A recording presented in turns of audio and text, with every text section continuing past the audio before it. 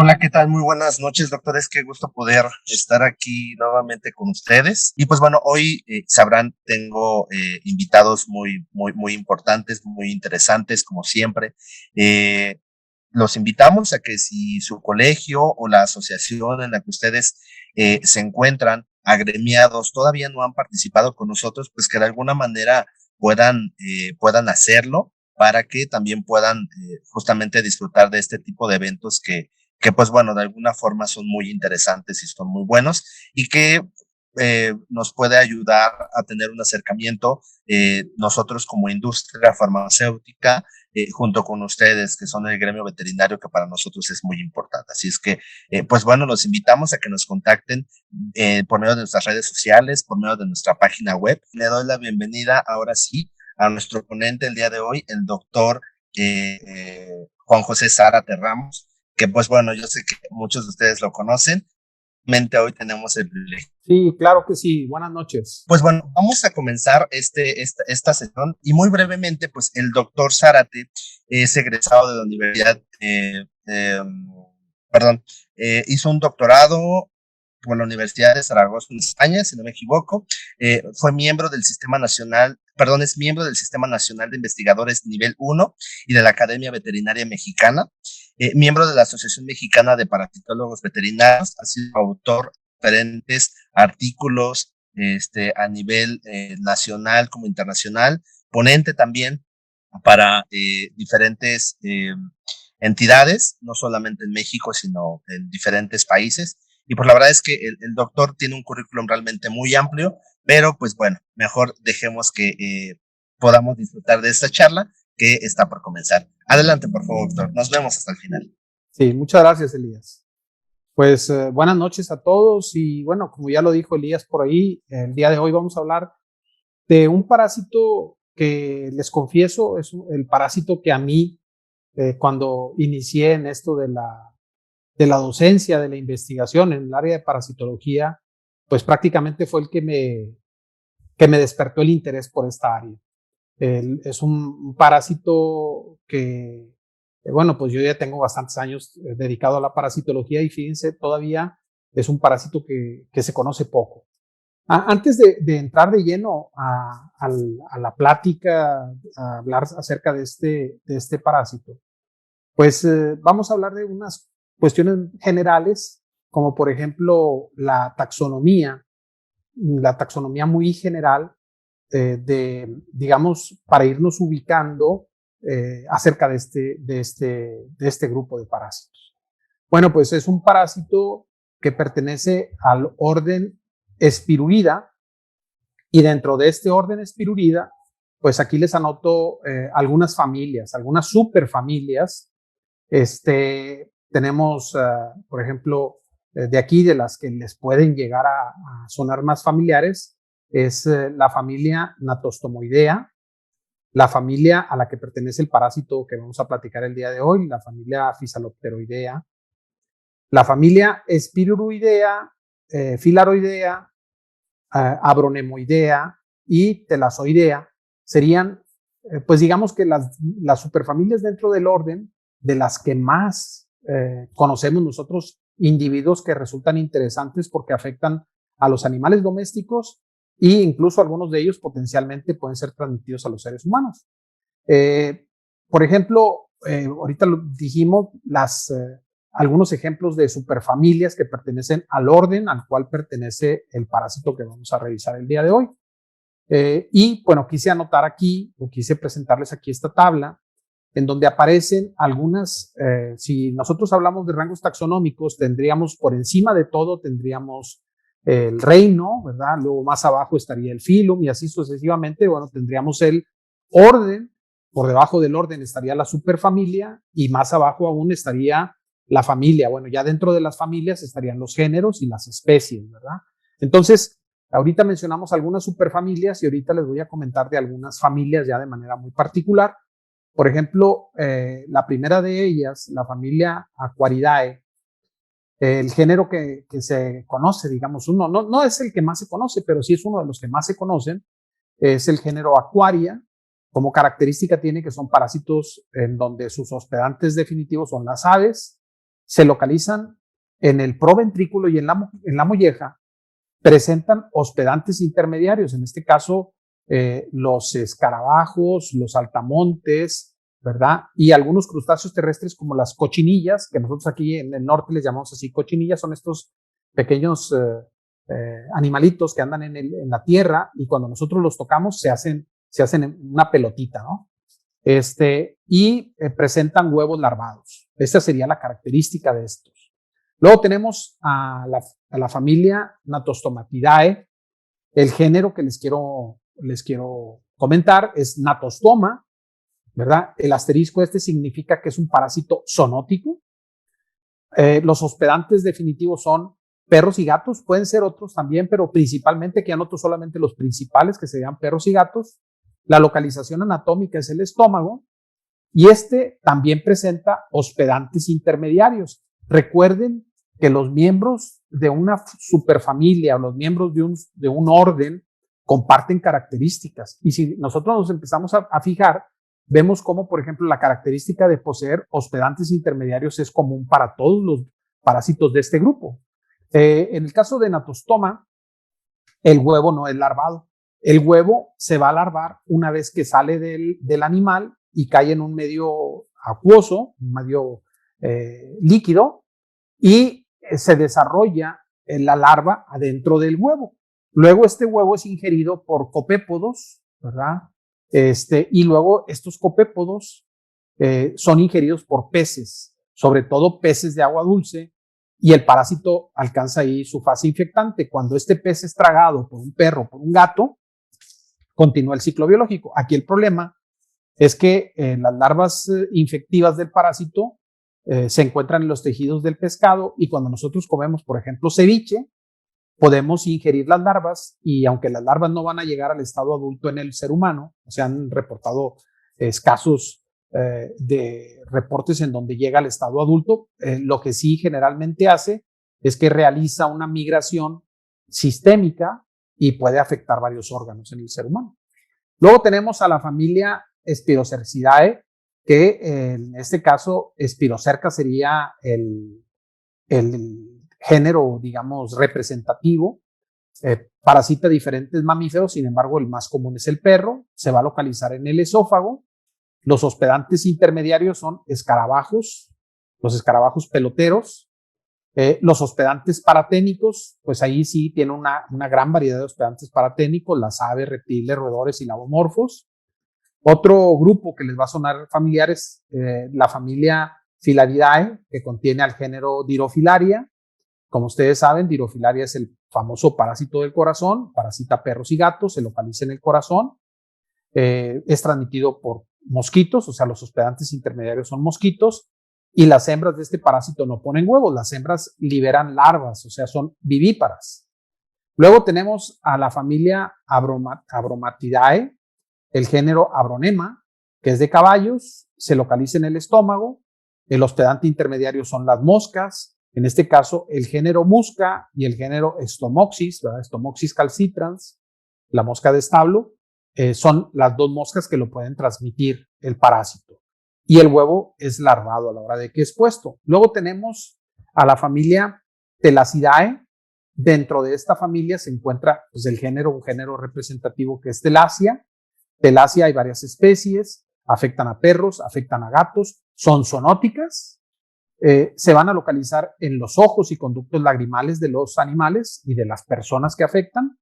Es transmitido, ¿verdad? Como hospedante intermediario, es transmitido por una pequeña mosca que se alimenta de la fruta, la hembra se alimenta de la fruta y el macho de la mosca se alimenta de las secreciones oculares. Entonces, a la hora de alimentarse, el macho le transmite, en este caso, al animal susceptible o a la persona susceptible, le transmite la larva del parásito.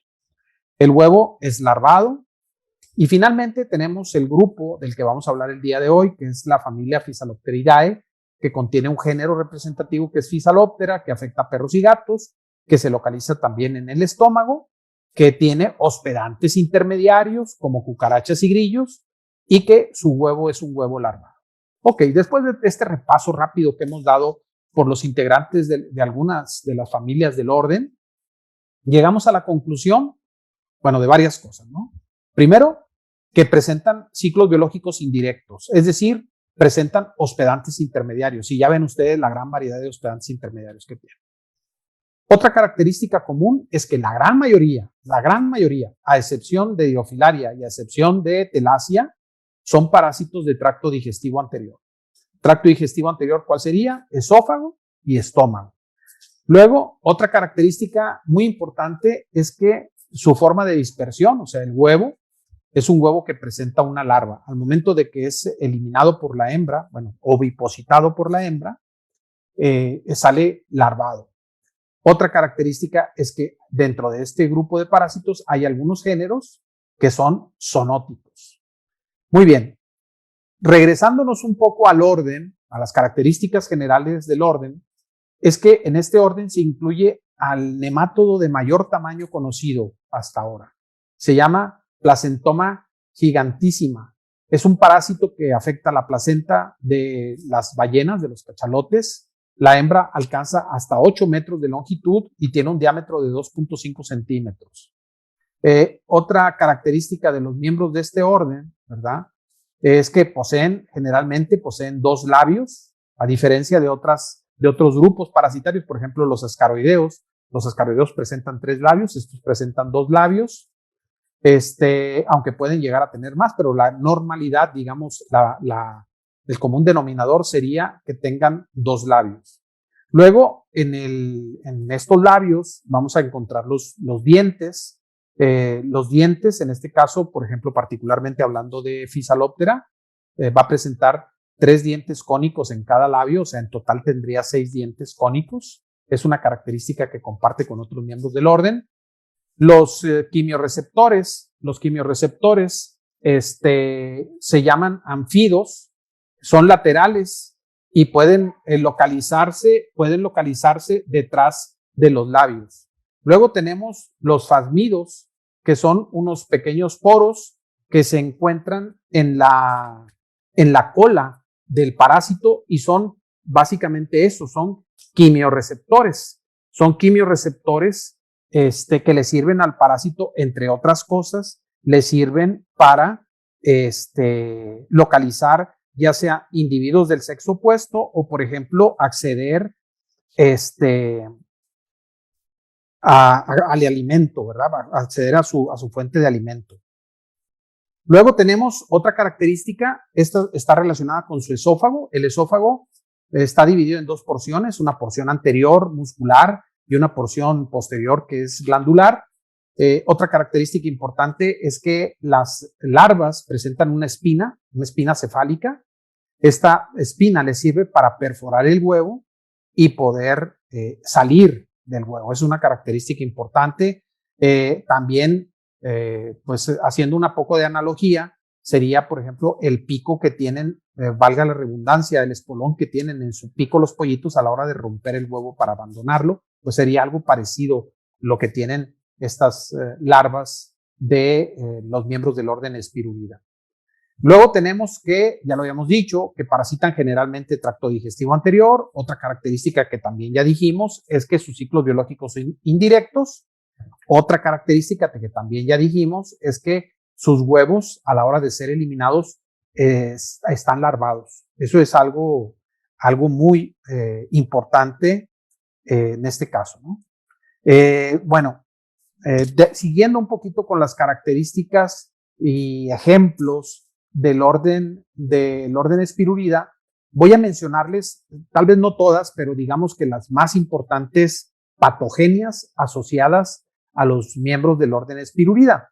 En la primera de ellas tenemos, dentro de los mecanismos patógenos de este grupo, la utilización de los tejidos del animal, fundamentalmente una acción hematófaga y una acción histófaga. En el caso particular de Physaloptera es un parásito que se localiza en el estómago y que se adhiere firmemente a la mucosa del estómago, y a partir de estas lesiones que provoca en la mucosa del estómago, estas lesiones que provoca accede a la sangre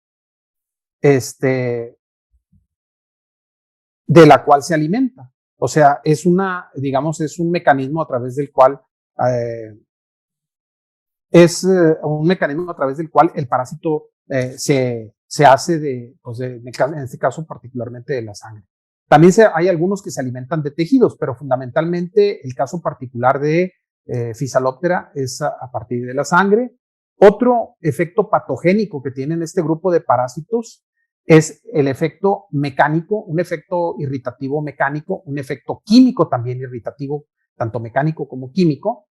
Y esto es muy evidente, por ejemplo, en el caso de Abronema, un parásito de caballos, que voy a hablar un poquito acerca de él, y en el caso de Spirocerca lupi, que parasita el esófago de los perros, también provoca un efecto irritativo crónico, que de hecho, en el caso particular de Spirocerca, es un parásito que por este efecto irritativo crónico puede llegar a producir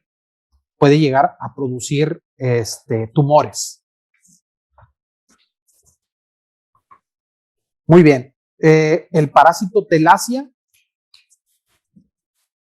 El parásito Telacia es otro de los parásitos. Lo vamos a localizar en el ojo, ya lo habíamos comentado. Provoca irritación crónica. En este caso, particularmente en el ojo. Muy bien. Otra de los efectos patógenos del parásito de este grupo, de los miembros de este grupo, es afectan la nutrición. Por ejemplo, en el caso de Spirocerca lupi, reduce la ingestión de una forma mecánica, produce unas unas nodulaciones a nivel esofágico que reducen el lumen del esófago y en consecuencia el animal no puede tragar. Entonces es un parásito que afecta la ingestión. En el caso de la digestión, alterar la digestión, tenemos a Physaloptera, que Physaloptera provoca una alteración en la producción de ácido clorhídrico y pues esto indudablemente afecta la adecuada digestión de los alimentos. Muy bien, básicamente serían a estos dos niveles, ¿verdad?, que se producen las alteraciones por los parásitos de este orden. Dentro de los mismos mecanismos patógenos que podemos mencionar del grupo de los parásitos al cual pertenece Physaloptera, ¿verdad?, al orden Spirulida, tenemos un efecto bacterífero, porque arrastran bacterias del tracto digestivo a la hora de meterse en la mucosa en los diferentes órganos que afectan, como el estómago, el esófago, incluso a nivel de ojo, el asia, puede provocar un efecto bacterífero importante, una reacción de cuerpo extraño muy, muy significativa, y esta reacción de cuerpo extraño se va a traducir en una irritación crónica. Esta irritación crónica, con el paso del tiempo, en el caso particular de Spirocerca lupi, pues va a provocar la aparición de tumores. Ahorita lo vamos a mencionar de manera muy, muy rápida. Muy bien. Vamos a ver ejemplos característicos de algunos de los parásitos que se encuentran dentro del orden Spirulida. Ya habíamos hablado de las familias, de los géneros que se podían destacar dentro de estas familias. Y bueno, pues aquí vamos a platicar un poco de Spirocerca, vamos a platicar un poco de Abronema y vamos a profundizar en el caso de Physaloptera. Quiero mencionarles también algo que hace poco, platicando con mi esposa, le comentaba yo a ella que en la actualidad una de las pocas fronteras o las pocas fronteras que tienen los parásitos, ¿verdad?, es fundamentalmente el medio ambiente. Nosotros, además, estamos contribuyendo a que esta frontera desaparezca. O sea, lo que el hombre hace, por ejemplo, el hecho de contaminar, aquí está, contaminar, deforestar, va a tener un impacto en el cambio climático y, pues va a provocar también la globalización.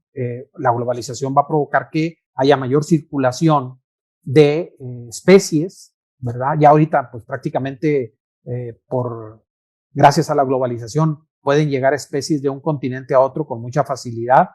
El tráfico de especies muchas veces hace que se introduzcan en hábitats totalmente distintos en los que abunda esa especie doméstica o silvestre, incluso silvestres es más común verlo, llegan a lugares y se convierten en plagas que, bueno, pues lógicamente también, como van acompañadas de patógenos, pues estos patógenos alcanzan a llegar a otros sitios, ¿no?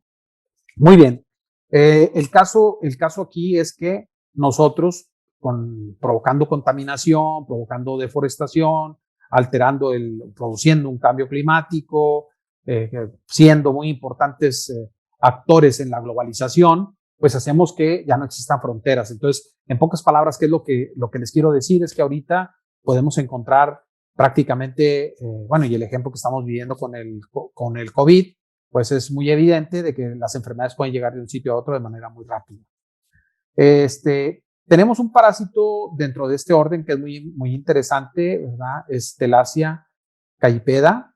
Es un parásito, se le conoce como gusano asiático, ¿verdad? Gusano de los ojos, gusano asiático de los ojos. Este parásito, se llama así porque es endémico, o era endémico en China, Japón, Tailandia y la India. Fundamentalmente en estos países se encontraba de manera endémica. Sin embargo, y algo ha influido bastante el cambio climático, pues se ha extendido en la medida que su transmisor también se ha extendido a llegar, por ejemplo, en Europa. Hoy en día se ha reportado en España, Italia, Francia, ¿verdad? España, Italia, en Francia, y básicamente lo que es la cuenca del Mediterráneo. También se le ha documentado en Alemania, Albania, Rumania, Hungría, en fin. Y se ha reportado también en Inglaterra. Sin embargo, en Inglaterra han sido casos importados, es decir, animales o que han vivido en zonas endémicas y luego han sido llevados a Inglaterra, o bien animales de Inglaterra que han estado tiempo, y ahora se acostumbra mucho llevárselos las personas, ¿verdad? Cuando salen de viaje, llevar a sus mascotas y se contagian en aquel sitio, y cuando retornan a su lugar de residencia, pues llevan el parásito. En este caso, Thalassiya, recuerden, es un parásito del ojo. Y de manera muy interesante, este parásito recientemente ha sido reportado. Un caso autóctono, fíjense, este mes, ¿verdad? En este mes de este año, se reportó el caso, aquí está el artículo, ¿verdad? En la revista de la CDC, es un caso autóctono de telasciosis en perros en Estados Unidos. Era un perro labrador que pues nunca había salido de los Estados Unidos. Entonces la única forma de que se contagió fue adquirir la enfermedad en los Estados Unidos.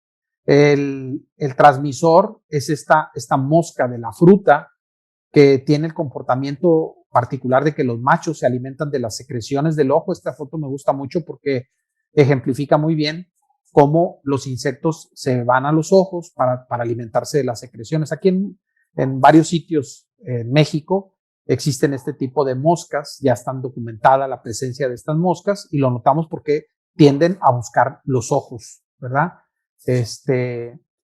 Para otras especies de Thalassiya, por ejemplo, Thalassiya californiensis, el género de moscas Phania es la transmisora, y en el género de Thalassiya gulosa es el género de moscas musca, los que están implicadas en la transmisión.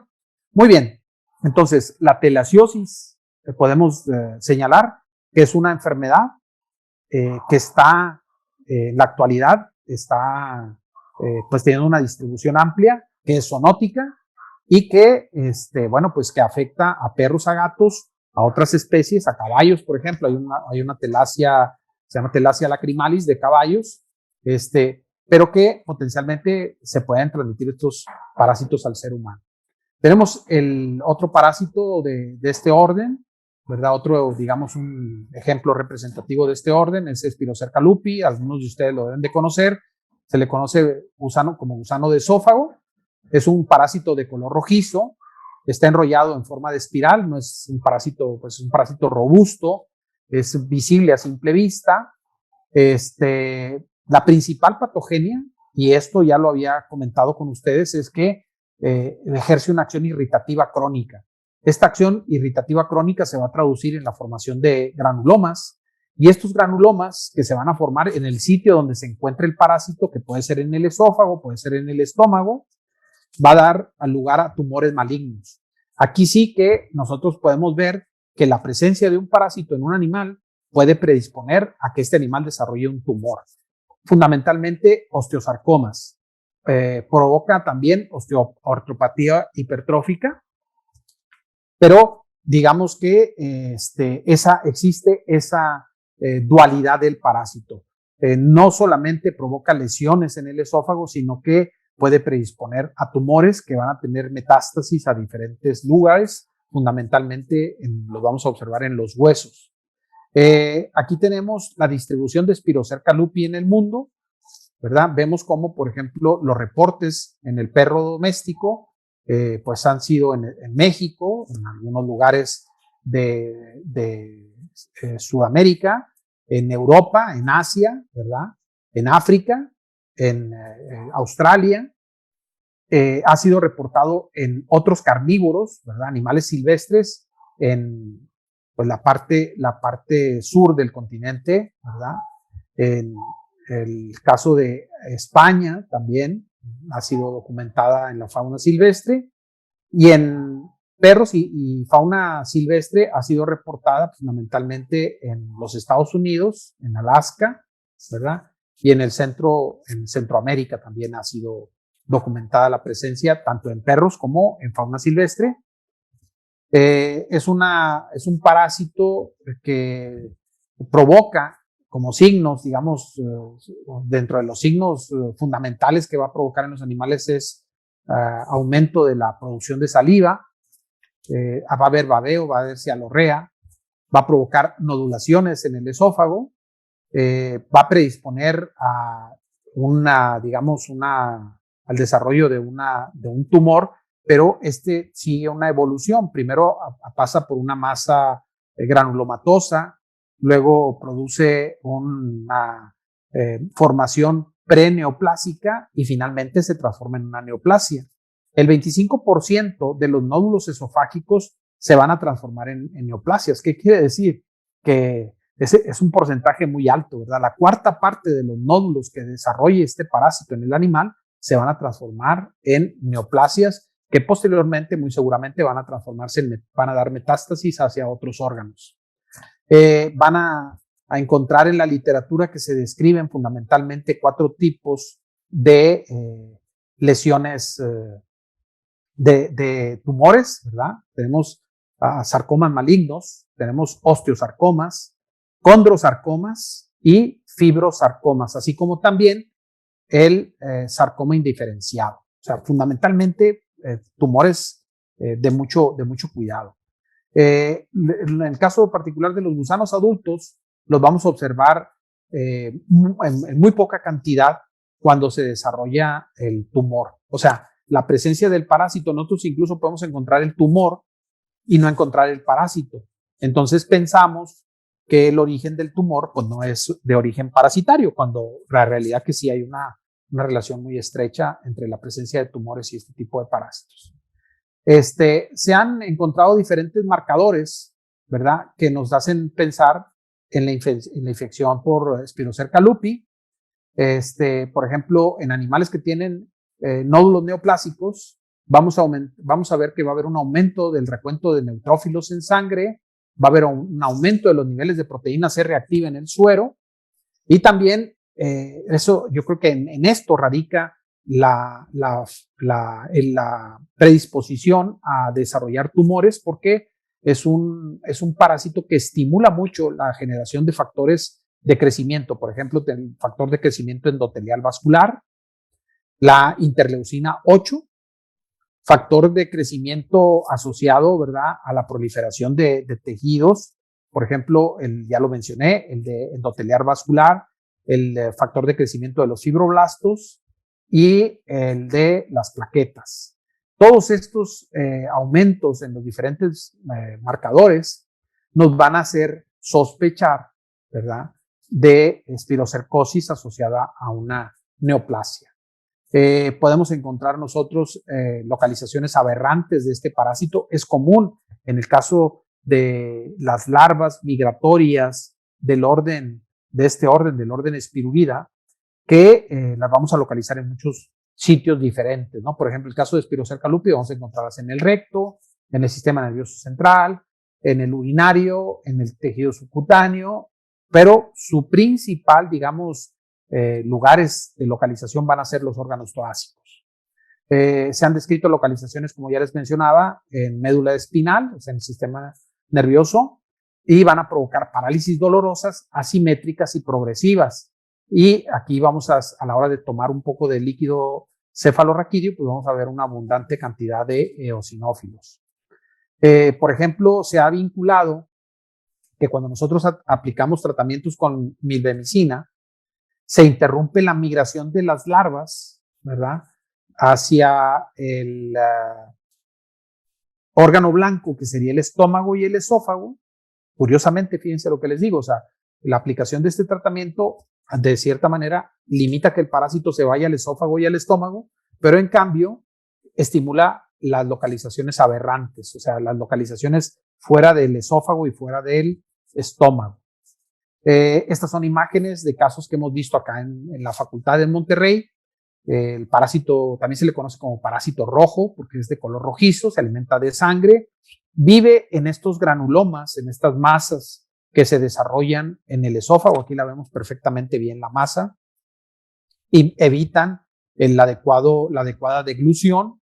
Los huevos son larvados, como ya lo platicamos para todos o la gran mayoría de los miembros del orden. Aquí hay una comparativa entre el huevo de Ancylostoma y el huevo de Spirocerca, ¿verdad? Siendo, pues, digamos que más parecido a una salchicha coctelera, les digo yo a los muchachos en clase, que parece como una salchicha coctelera el huevo de Spirocerca. En el ciclo biológico, bueno, pues le han reportado en múltiples especies, también se los comentaba, en masas nodulares que se encuentran en la porción torácica. Las hembras eliminan sus huevos, estos huevos abandonan el nódulo a través de un orificio que comunica con el lumen del esófago, y posteriormente estos huevos pasan al tracto digestivo, de donde son eliminados junto con las heces. A partir de las heces, los escarabajos coprófagos toman el excremento del animal, pero también ingieren los huevos de Spirocerca. Una vez adentro del hospedante intermediario, el parásito continúa su desarrollo hasta la fase infectante, que es la fase de larva 3. También estos hospedantes intermediarios pueden ser ingeridos por pequeños animales, aves, reptiles, anfibios, que actuarían entonces como hospedantes paraténicos. En ellos no hay desarrollo de las larvas, pero sí sirven para, pues, llevarlas a sitios más distantes o incluso a favorecer que estas larvas permanezcan vivas por más tiempo.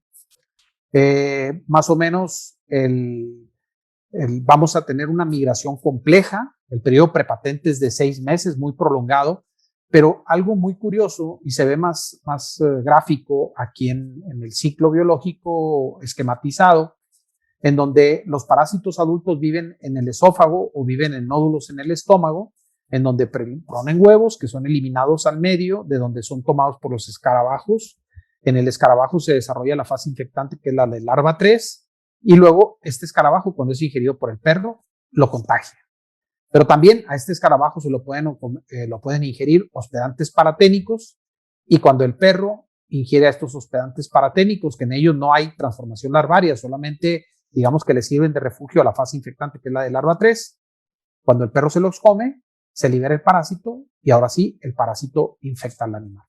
Aquí lo curioso es que, fíjense, a pesar de que su órgano blanco es el esófago y cuando es tragado la larva 3, pues llega inmediatamente al esófago, pero no se queda ahí. La larva sigue avanzando, llega al estómago y entonces perfora la mucosa del estómago, pasa a las arterias gástricas y de ahí se va hacia la aorta, ¿verdad? La porción torácica de la aorta. Y ahí permanece enquistado el parásito, provocando una irritación importante. Después de un tiempo prolongado, varios meses, retorna, ¿verdad? Retorna ahora sí retorna hacia el esófago o hacia el estómago y entonces se establece ya como parásito adulto. Es curioso, hay una inquietud que surge siempre a la hora de describir los ciclos biológicos de los parásitos y es esa de por qué los parásitos, si llegan directamente a su órgano blanco, el órgano en donde llegan como larvas directamente a su órgano blanco, al órgano en donde ellos van a vivir, ¿por qué no se quedan allí? ¿Por qué hacen migraciones complejas? Y la explicación a este fenómeno es que los parásitos, al hacer la migración, evaden la respuesta inmune, ¿verdad? Van migrando, van cambiando, van mudando de larva 3 a larva 4, de larva 4 a larva 5 y de larva 5 a adulto. Y entonces en ese proceso van escapando inmunológicamente del sistema inmune. Posteriormente, aquí es importante destacar que, como yo les había dicho, una importante patología de este parásito es la acción irritativa crónica. Esta acción irritativa crónica se va a traducir en una deformidad de las vértebras torácicas 5 a la vértebra torácica 12. Provoca una espondilosis, una deformación de las vértebras. Para que se den ustedes una idea de la importante acción irritativa que provoca el parásito. Bueno, pues tan irritativa va a ser que predispone a tumores, ¿no? Un signo clínico típico es el vómito o la disfagia. Se puede evidenciar la presencia, bueno, por los marcadores químicos, los marcadores hematológicos que les decía, la elevación de algunas de estas factores de crecimiento, la presencia de eosinófilos, presencia de neutrófilos, pero también se puede hacer radiológicamente, ¿verdad? A través de medio de contraste. Es importante aquí tener cuidado. Recuerden que la pasta de bario es un elemento que utilizamos para hacer radiografía de contraste, nada más que hay que tener cuidado a la hora de administrarla para que no entre a las vías aéreas, porque también es muy irritante. El tratamiento, bueno, fármacos que permitan una distribución sistémica y que alcancen larvas enquistadas en diferentes lugares. Acuérdense que tiene una migración muy compleja, este parásito, entonces doramectina, milbemicina, mosileptina, combinada con imidacloprid por vía tópica, una vez a la semana durante 16 semanas, fíjense. Es efectivo para reducir una patología asociada a este parásito que es el megaesófago. Imagínense ustedes que hay una oclusión en el paso del esófago por el nódulo que está ocluyendo el paso hacia el estómago. Entonces el alimento se empieza a acumular, empieza a distender las paredes musculares del esófago y provoca pues que estas fibras se relajen, que estas fibras pierdan turgencia y se va a traducir en un megaesófago. Después un perro que padece megaesófago va a ser difícil que recupere la turgencia de sus fibras y va a ser un perro que va a tener disfagia constante, va a ser un perro que va a tener vómito crónico. Entonces hay que evitar eso y bueno, pues ya les comento aquí una alternativa, mosileptina combinada con imidacloprid por vía tópica una vez a la semana durante 16 semanas. Y lógicamente pues evitar que los animales, que en este caso los perros, se alimenten de hospedantes intermediarios, el escarabajo coprófago o de los hospedantes paraténicos o de transporte. Eso pues lógicamente pues es complicado, sobre todo en aquellos perros que tienen acceso a la calle. Muy bien, otro parásito representativo de este grupo es es Abronema, ya hablamos de Spirocerca. Es Abronema, es un parásito de los caballos, fundamentalmente. A la enfermedad se le conoce como úlcera de verano, porque es cuando es más frecuente, asociada a la presencia del insecto transmisor, que son las moscas. En verano es cuando son más frecuentes las moscas. Dependiendo de la localización de las larvas, van a dar lugar a diferentes patologías. El huevo es, si se fijan ustedes, 80 por 20. O sea, 80 por 20 es un huevo que parece una salchicha, ¿verdad? Ya les había dicho, Spirocerca parece una salchicha. El periodo prepatente es de 2 meses, es más corto que el de Spirocerca.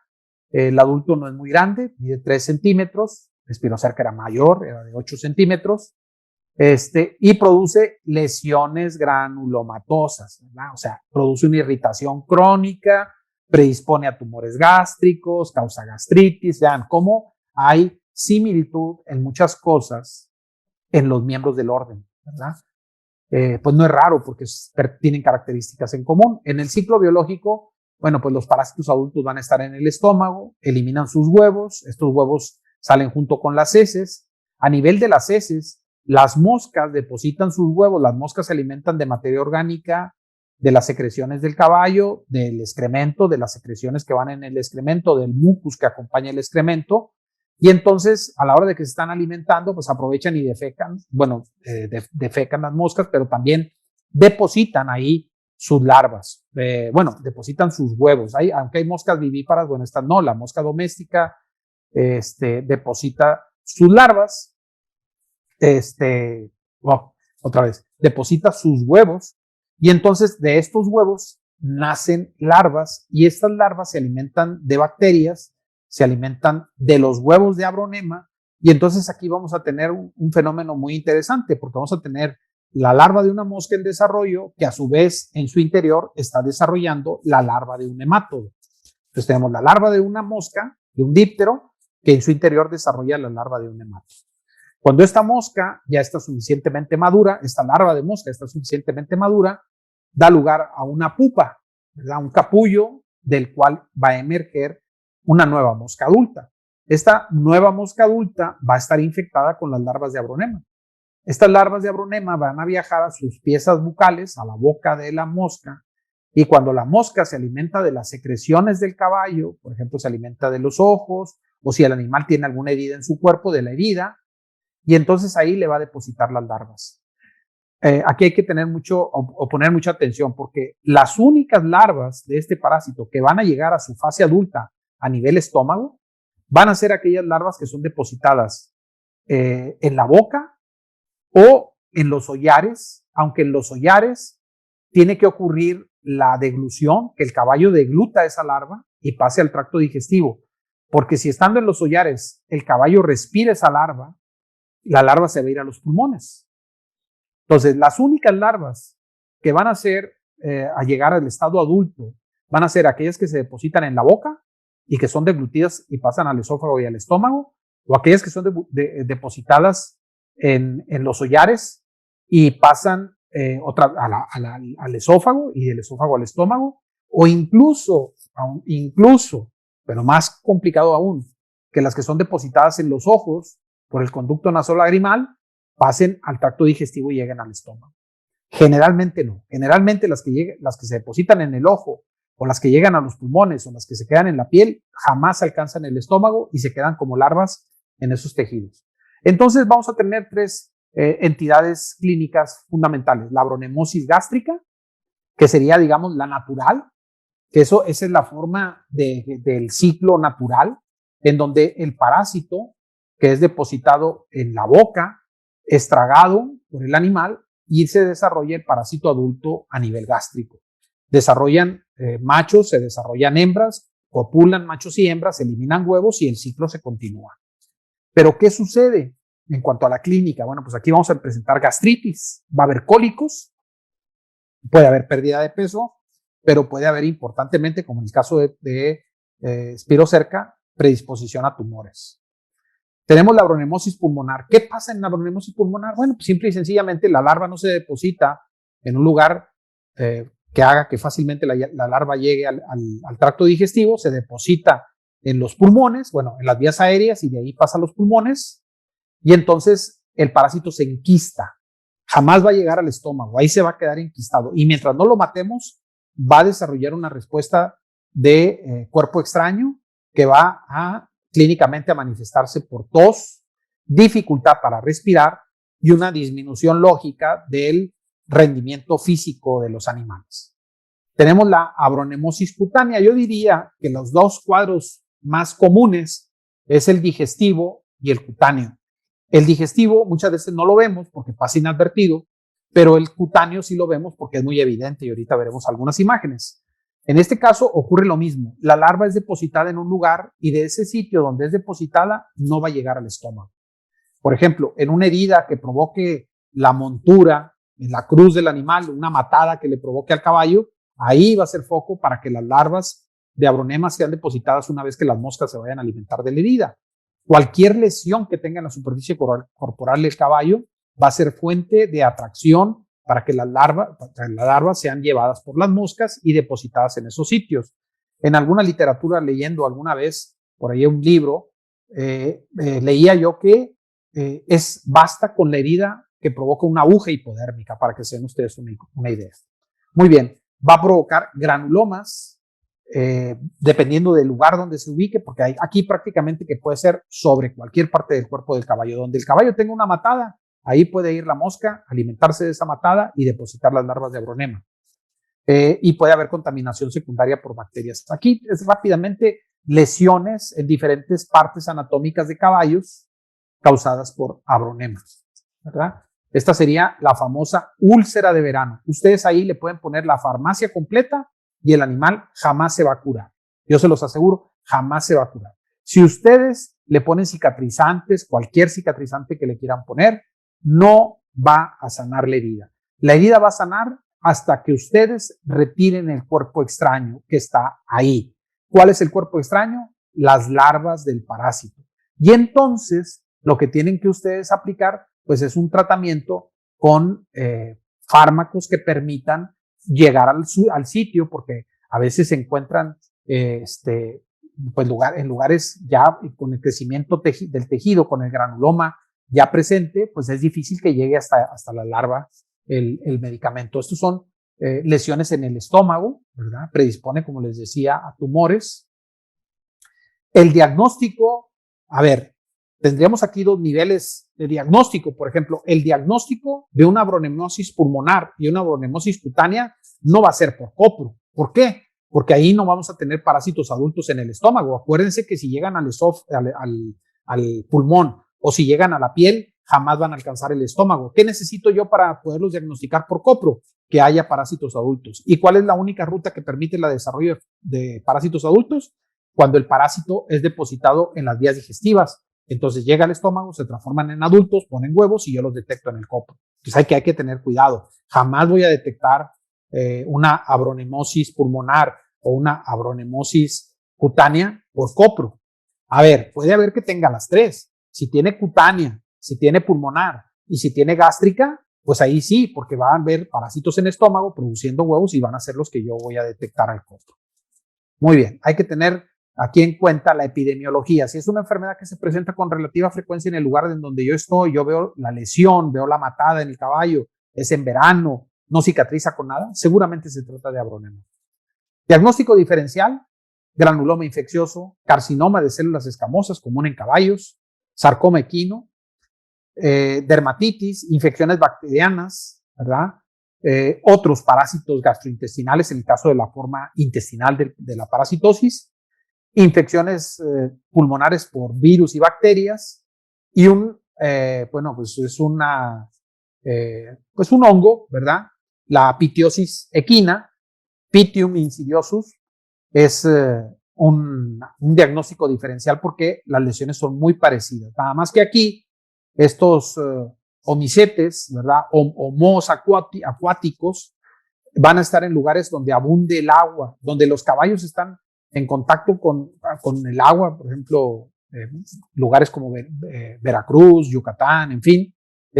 Son casos reportados aquí en México.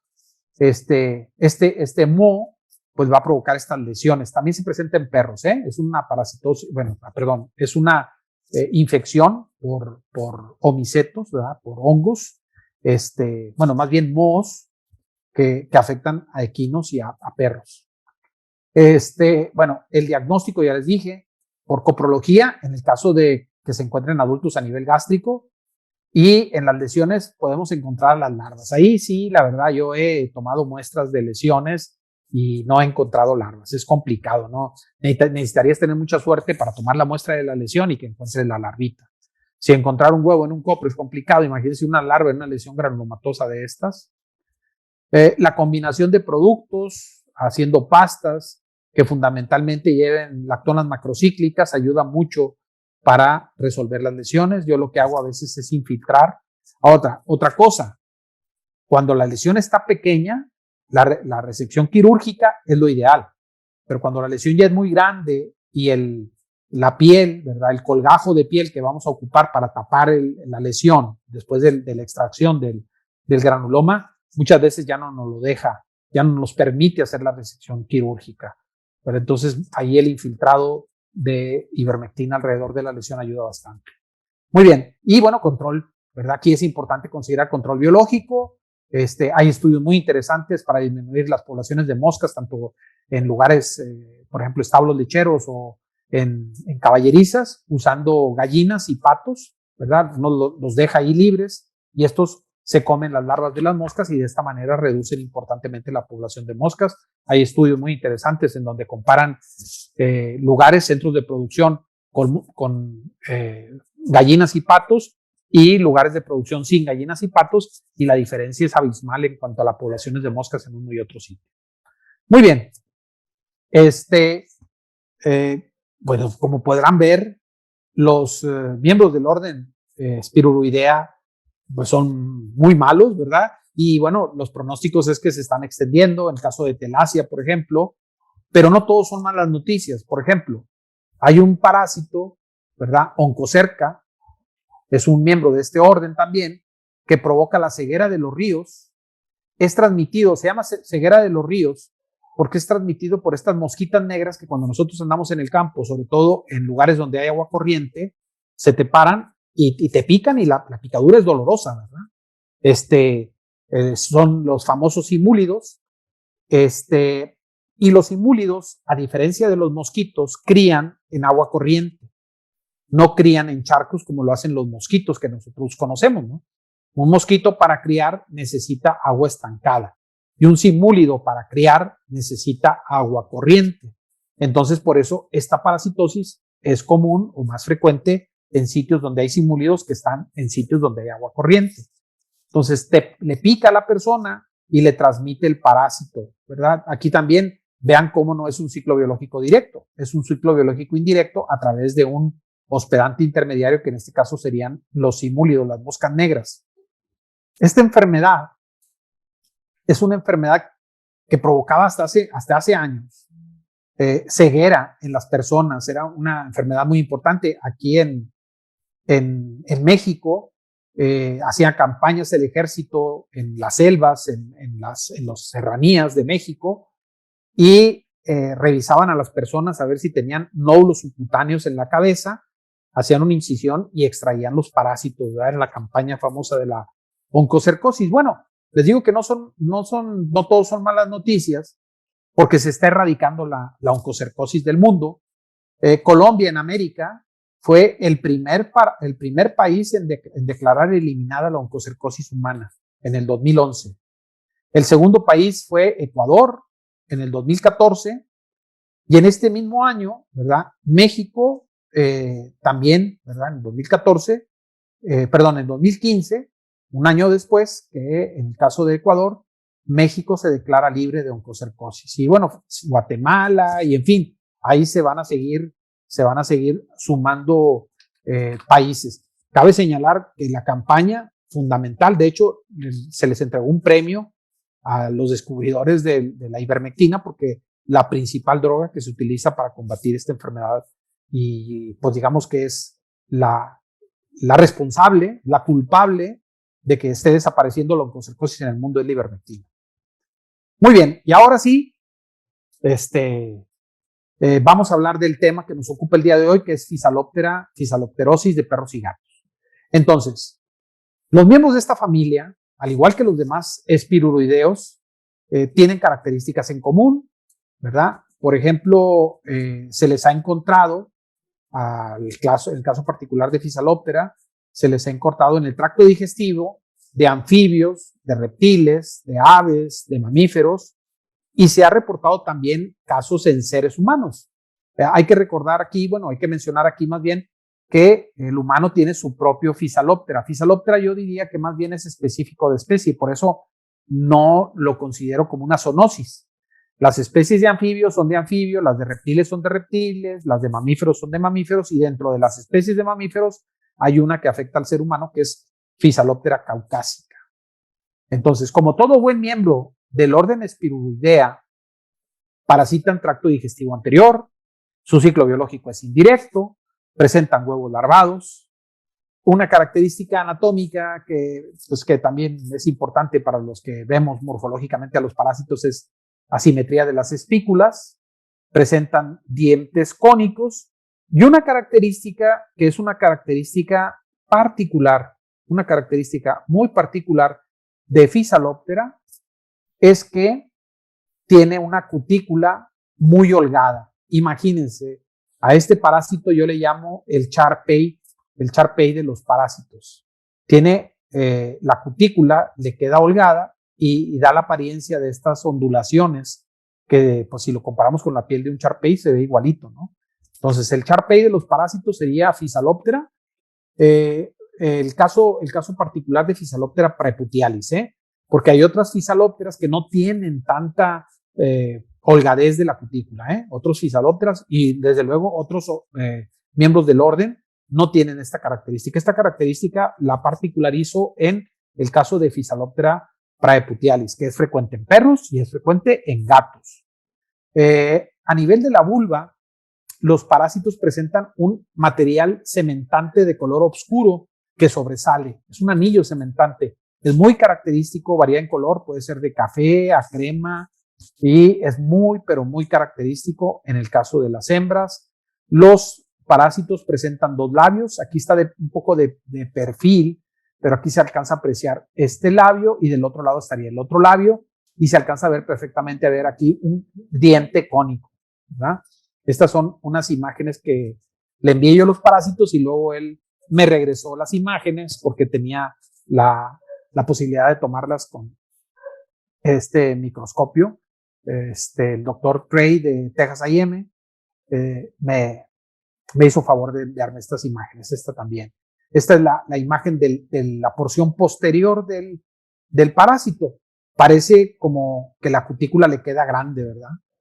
Como que se proyecta, así lo dice en la literatura, la cutícula de Physaloptera se proyecta más allá de la terminación del cuerpo, aunque aquí pues casi que está al ras, pero en la mayoría de los casos se proyecta más allá de la terminación del cuerpo.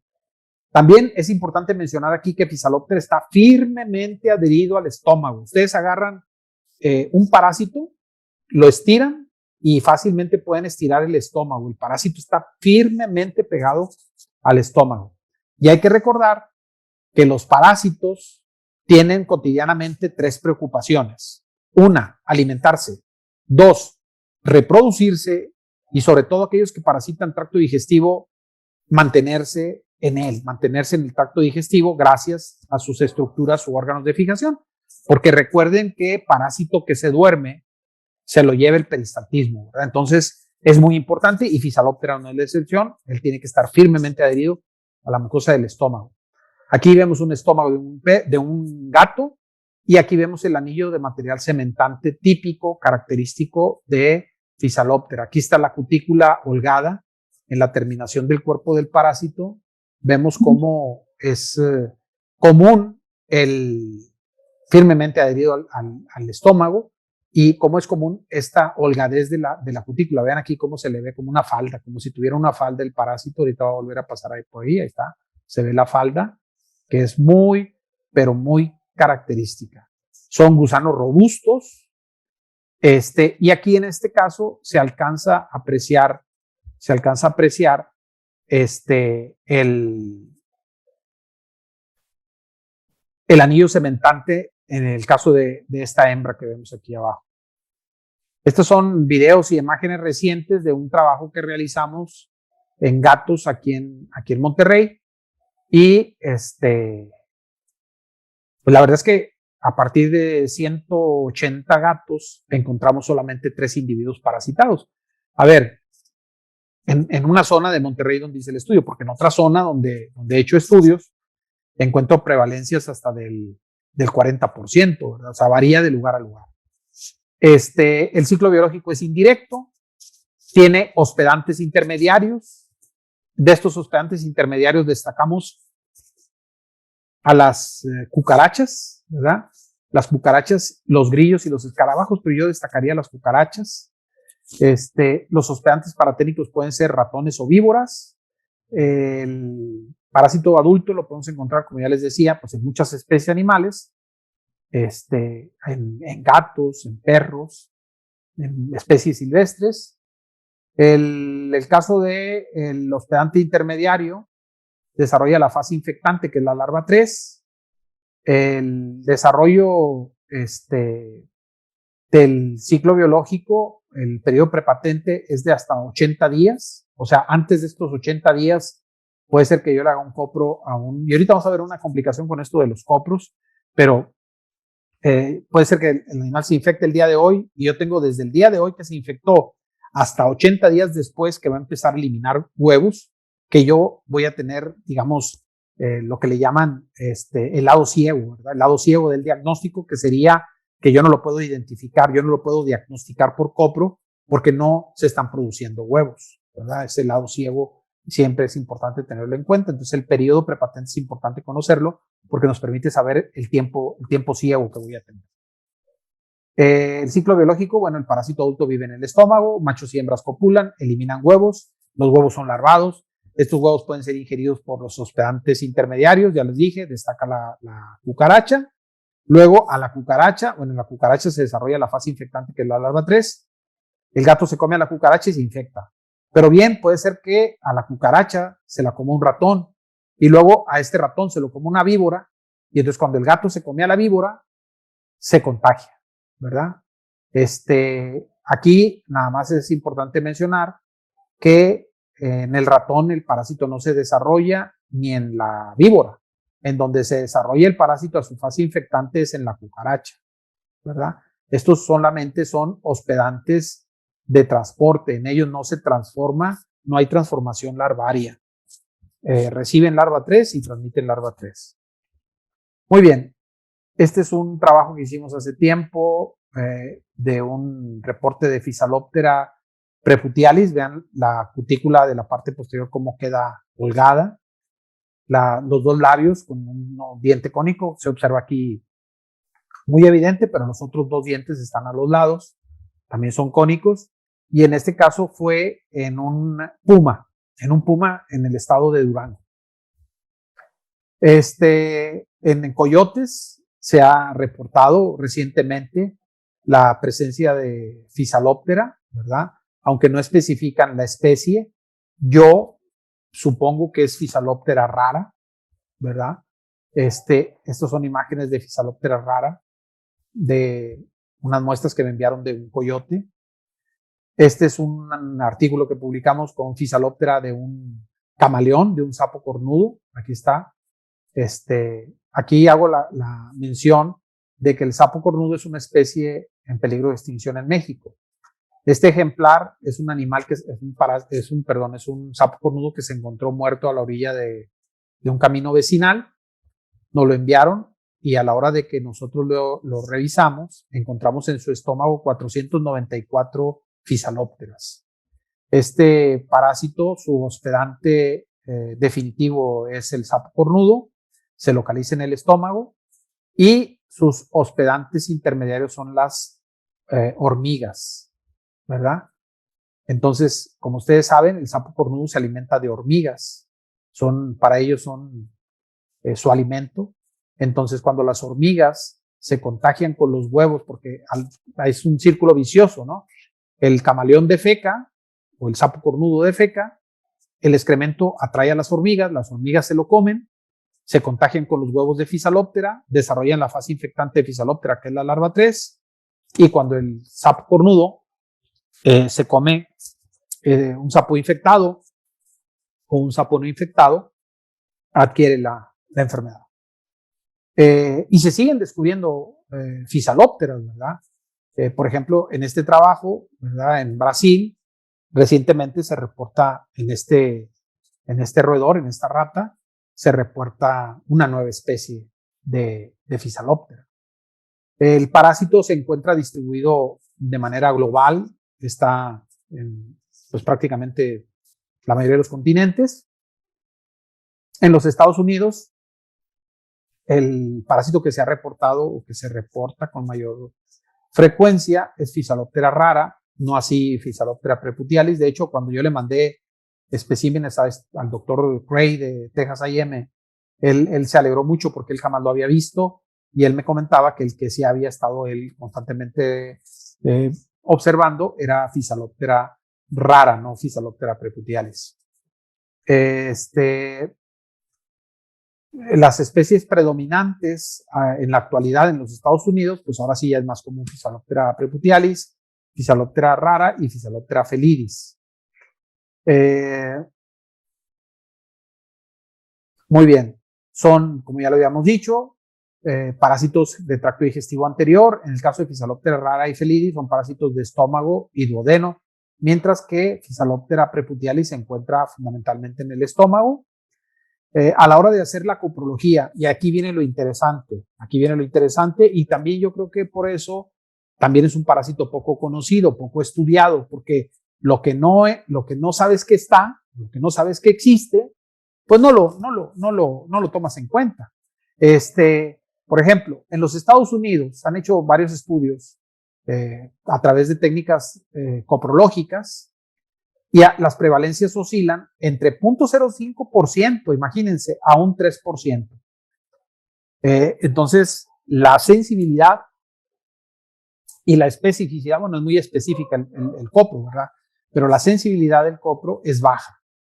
La prevalencia de la necropsia es más alta, lógicamente. Si el copro es poco sensible, pues la necropsia es muy sensible, porque la necropsia, si no lo encuentras, pues, como dicen en España, ¿no? Apaga la luz y vámonos, porque no ver el parásito a nivel gástrico sería pues prácticamente imposible.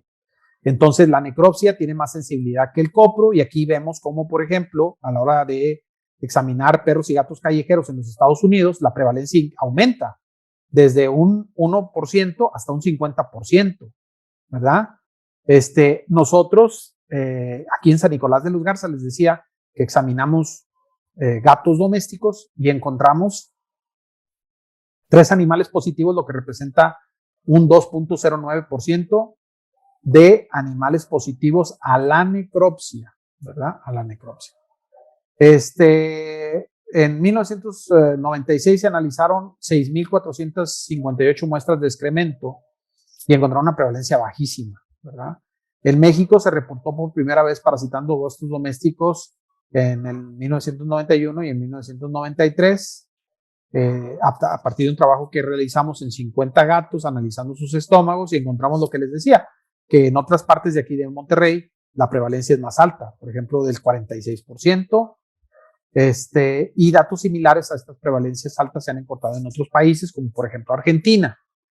Cabe señalar, y aquí quiero hacer la precisión, de que en el año, si no mal recuerdo, en el año 83, en la Universidad Autónoma de Guadalajara, se hizo una tesis de Physaloptera preputialis en la ciudad de Guadalajara y se encontró el parásito. Lógicamente las tesis a nivel de licenciatura no tienen una distribución tan amplia como publicar el hallazgo en un artículo. Por eso yo creo que permaneció un poco silencioso ahí hasta la publicación que se hizo en el 91-93. El diagnóstico es a través de los signos clínicos. En una ocasión, bueno, y si aquí yo tuviera la oportunidad de preguntarles a ustedes qué signo clínico está asociado a los gatos, como por ejemplo, cuando yo pregunto qué signo clínico en equinos está asociado pues sí, a los caballos, inmediatamente me contestan el cólico.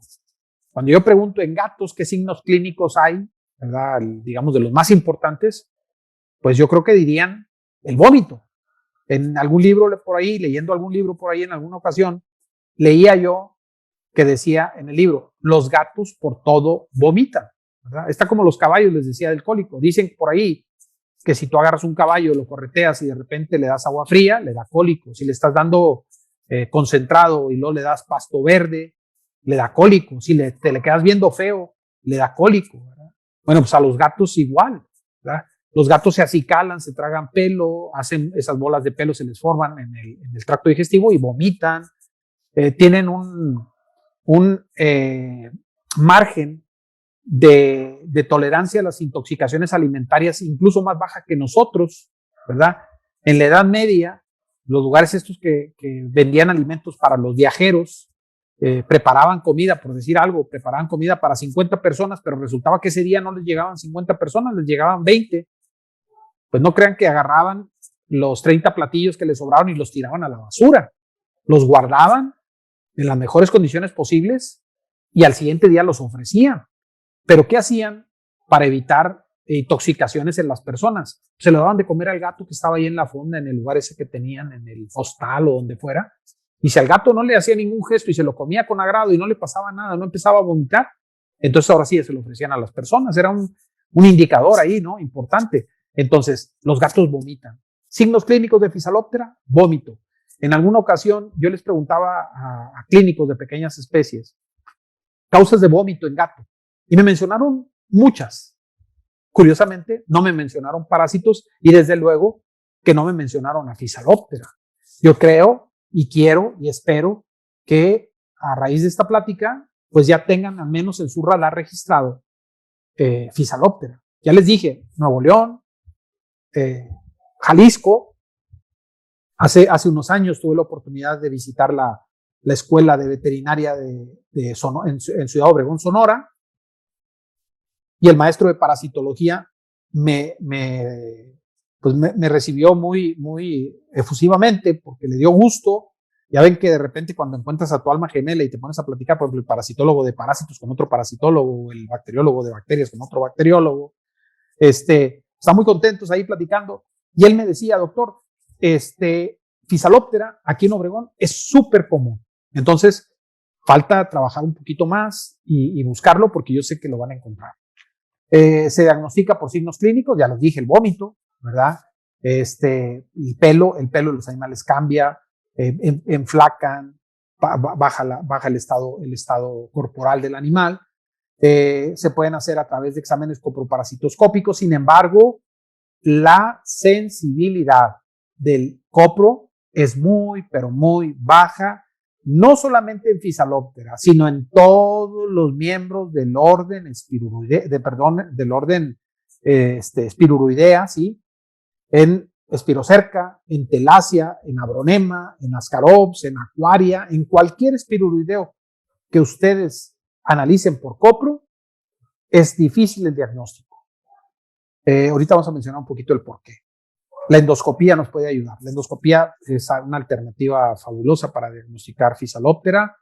El vómito intermitente, diarrea, anorexia, pérdida de peso, melena, letargo y el pelo hirsuto serían lo que ya les había mencionado un poco de los signos clínicos. Hay que recordar aquí, es importante mencionarles que, recuerden, hay parásitos ovíparos, hay parásitos ovovivíparos y hay parásitos vivíparos. Por ejemplo, Dirofilaria es vivípara. Ovovivíparos, pues la mayoría de los miembros del orden Spirulida son ovovivíparos. Entonces, ¿qué esperaríamos ver? Un huevo y que en su interior, en el interior del huevo, se esté moviendo una larvita. Eso es lo que yo esperaría ver. Aquí una comparativa, huevo de Ancylostoma, un huevo de Spirocerca lupi, un huevo de Physaloptera, ¿verdad? Aquí huevos de otro tipo de Physaloptera, pero la característica de los espirulideos, vean, larva, larva, larva, larva, larva, larva, blastómero, blastómero, blastómero, blastómero, ¿verdad? Bueno, y la morfología es en forma de salchicha, huevo en forma de salchicha, huevo redondo, pues es un ascaroideo, huevo ovoide, pues seguramente es un estrongiloideo, en este caso ancylostoma, ¿verdad? Pertenece al grupo de los estrongiloideos. Y bueno, Trichuris es muy característico que pues, no tenemos complicación a la hora de identificarlo. Los huevos larvados, como les digo, son bastante común observarlos con algo de suerte, ¿verdad? En el caso particular de parásitos que sus huevos son larvados. Sin embargo, en este universo de parásitos con huevos larvados, sí les puedo decir que, que los miembros del orden Spiroruidea, Spirulida, no flotan bien. Vamos a batallar, va a ser complicado observarlos al copro. Huevos que están larvados, entonces, ¿cuáles son? Del orden Spirulida, Spirocerca, Physaloptera y bueno, pues Telacia y todos los demás que platicamos. Dentro de los metastrongiloideos, ¿verdad? Por ejemplo, de gatos, Alerustronchilus también es larvado. de los raditoideos, estrongiloides es larvado, pero bueno, ya se nos reduce mucho el universo de formas de dispersión que tendríamos que investigar para saber qué es lo que tiene el animal que yo estoy examinando, ¿no? Nos ayuda mucho el poder llegar a descubrir que se trata de un huevo larvado. Muy bien. Aquí tengo una tablita donde viene el tipo de parásito y más o menos el rango en el cual flota las formas de dispersión de estos parásitos. Vean cómo Physaloptera flota en un rango de flotabilidad de 1.24 Gs, ¿verdad? Entonces, si la solución es menos densa que esto 1.24, ¿verdad? No va a flotar el huevo de Physaloptera y entonces no lo vamos a ver. ¿Qué ventajas tienen algunas soluciones sobre otras? Por ejemplo, hay trabajos que mencionan que el sulfato de zinc es excelente para el diagnóstico de Physaloptera y de otros espirulidos. Sí, pero necesitamos saber en qué concentración, ¿verdad? Por ejemplo, la solución glucosada, nosotros la comparamos en este trabajo que hicimos en Monterrey contra sulfato de zinc, que la literatura recomienda mucho sulfato de zinc, y la verdad que estadísticamente no vimos diferencia entre usar sulfato de zinc o entre usar solución glucosada. Seguramente porque la flotabilidad del sulfato de zinc a esta concentración, 700 gramos por litro, y en el caso del azúcar, 1 kilo 278 gramos de azúcar en 1 litro, nos da una flotabilidad similar, ¿verdad? Muy parecida, que está dentro del rango del cual flota Physaloptera. Recuerden que era 1.24. Pero si yo preparo sulfato de zinc a una menor concentración, por ejemplo, en vez de 371 gramos por litro, pues no va a flotar, ¿verdad? Y estoy usando una solución muy buena y que recomienda la literatura, pero hay que, como dicen luego, ¿no? Leer las letras chiquitas. Hay que saber qué concentración es la que me va a servir para encontrar qué tipo de huevo. Recuerden ustedes que el fundamento de las técnicas de flotación es hacer visible lo que yo quiero ver, valga la redundancia, es hacer evidente lo que yo quiero ver a través de que esto flote y que contraste con otras partículas que pueden estar disueltas en una muestra de excremento o de una muestra de copro que me van digamos, a dificultar la observación de lo que yo ando buscando. Pero si yo tengo una manera de separar lo que yo quiero ver de lo que no quiero ver, pues eso me facilita mucho el poder hacer el diagnóstico. Ese es el fundamento de las técnicas de flotación. Separar lo que quiero ver de lo que no quiero ver. ¿Qué es lo que quiero ver? Pues los huevos de los parásitos. ¿Qué es lo que no quiero ver? Pues todo el debris que hay, todos los restos de vegetales, los restos de minerales, los restos de fibras que hay ahí, en fin, todo lo que no me interesa ver. En el examen coprológico de rutina, en muchos casos no advertimos la infección por Physaloptera y de otros espiruloideos porque existen complicaciones. Por ejemplo, estos parásitos son poco prolíficos. ¿Qué quiere decir eso? Ponen pocos huevos, ¿verdad? Ponen pocos huevos.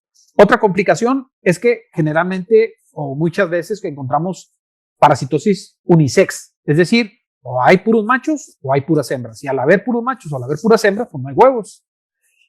Que tal vez cuando nosotros hacemos el muestreo, el ciclo está en el periodo prepatente. Recuerdan que eran 80 días de periodo prepatente, de ese, digamos, lado ciego, que no vamos a ver al huevo, porque pues no está, porque todavía no hay adultos. Otra cosa es que el número de parásitos es pequeño, a diferencia de las parasitosis por ascaroideos, donde puede haber 100 individuos, aquí no, aquí hay 3, hay 4, hay 8. La gravedad específica de los medios de flotación es muy similar a la gravedad específica donde flotan los huevos de Physaloptera. Entonces, si yo no la preparo bien, no va a flotar y no lo voy a ver. Physaloptera también tiene huevos pequeños, lisos, muy lisos de la superficie, y eso hace que no floten de manera muy apropiada.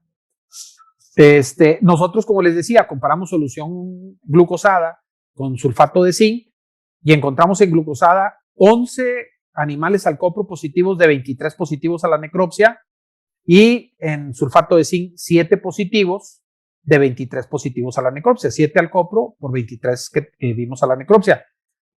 Pero estadísticamente no hubo diferencia entre ambas soluciones. También encontramos que 8, encontramos parasitosis unisex en 10 animales, en 10 gatos. 8 fueron puras hembras y en otro caso 2 fueron puros machos. O sea, hubo 8 gatos que tuvieron puras hembras y 2 gatos que tuvieron puros machos. Y pues lógicamente ni uno ni otro podía poner huevos. Y en 8 de las parasitosis fueron causadas por menos de 5 parásitos. La prevalencia fue alta, ¿verdad? Y como les decía, no hubo diferencia estadística entre la comparación de glucosada y sulfato de zinc. La patogenia atribuida a este parásito es controversial. Algunos dicen que no hace nada, que el Cephaloptera no es patógeno. Yo pienso particularmente que sí. Varían las cantidades de parásitos. Algunos dicen que tiene que haber una gran cantidad de parásitos para que produzcan signos clínicos, aunque se han reportado animales con signos clínicos y tienen pocos parásitos, 4 o 5 parásitos. Provocan a nivel estómago, en el punto de donde se unen ellos al estómago, erosiones, hemorragias y vasculitis periférica.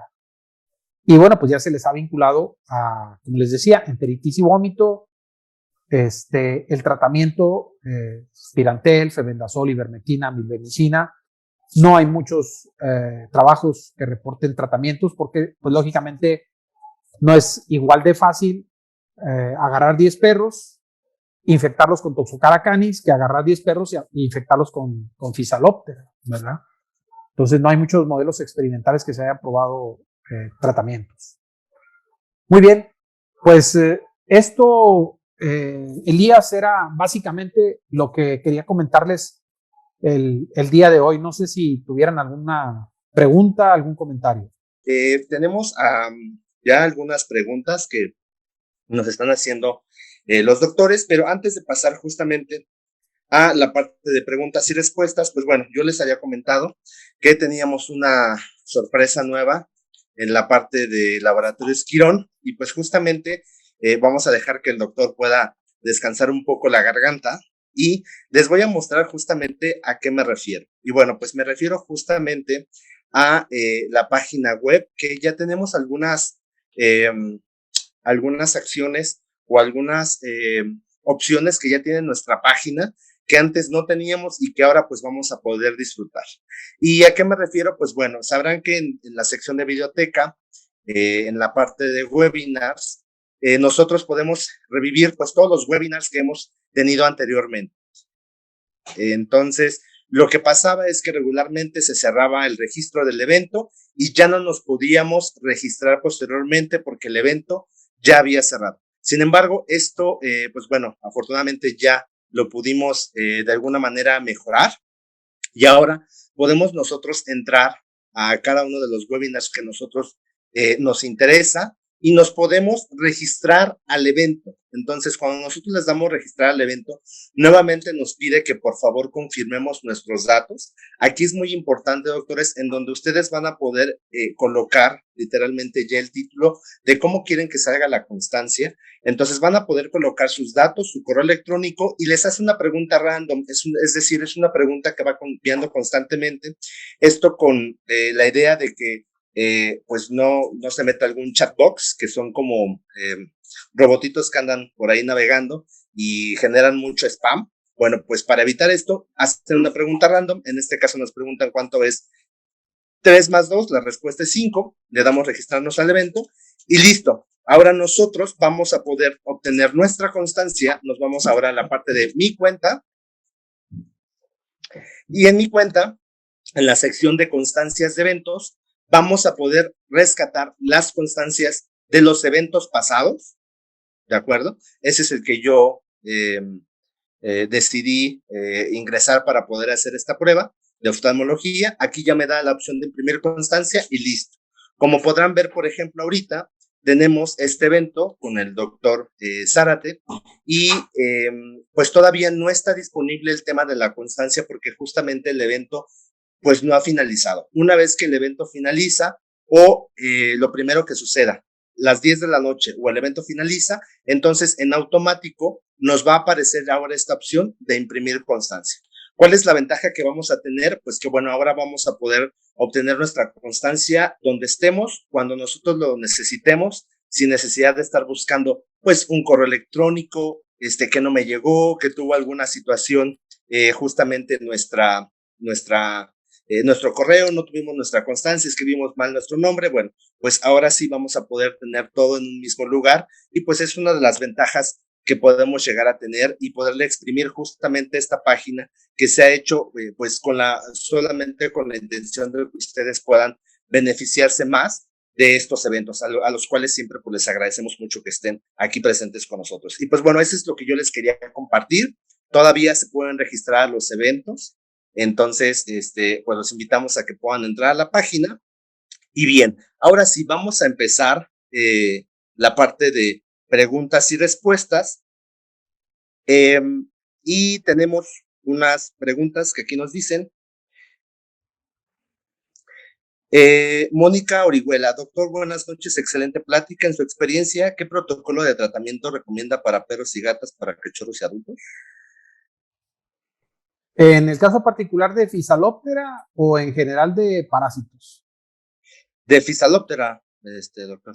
De Physaloptera, mira, como tanto con perros y con gatos, es un parásito que se adquiere cuando estos animalitos tienen contacto con los hospedantes intermediarios. Es una parasitosis que se presenta, digamos que después de los 6 meses de edad, en ambas especies, perros y gatos. Por eso preguntaba yo si en todos los parásitos, porque si estamos hablando, por ejemplo, de Toxocara canis tienes que empezar muy prematuramente el tratamiento, porque Toxocara canis tiene transmisión transplacentaria, lactogénica, en fin. Entonces ahí los animales se parasitan más pronto, ¿no? Entonces el caso de Physaloptera, yo primero analizaría factores de riesgo. ¿Cuáles son los factores de riesgo? Bueno, pues que el animal tenga acceso a los hospedantes intermediarios, y en consecuencia pues daría tratamiento, pues digamos, empezar a los 6 meses y una vez cada 6 meses, ¿verdad? Como les decía, el diagnóstico es complicado, no es fácil. Si yo, por ejemplo, veo que mi animal tiene vómito crónico y entonces quiero, pues de cierta manera, vincularlo a alguna patología, pues siempre tengo que tener en cuenta este tipo de parásitos dentro del diagnóstico diferencial. Y fíjate, por ejemplo, eso que les estoy diciendo del diagnóstico diferencial, tenerlo ahí considerado siempre. Lógicamente, causas de vómito hay muchas, pero una causa de vómito son los parásitos.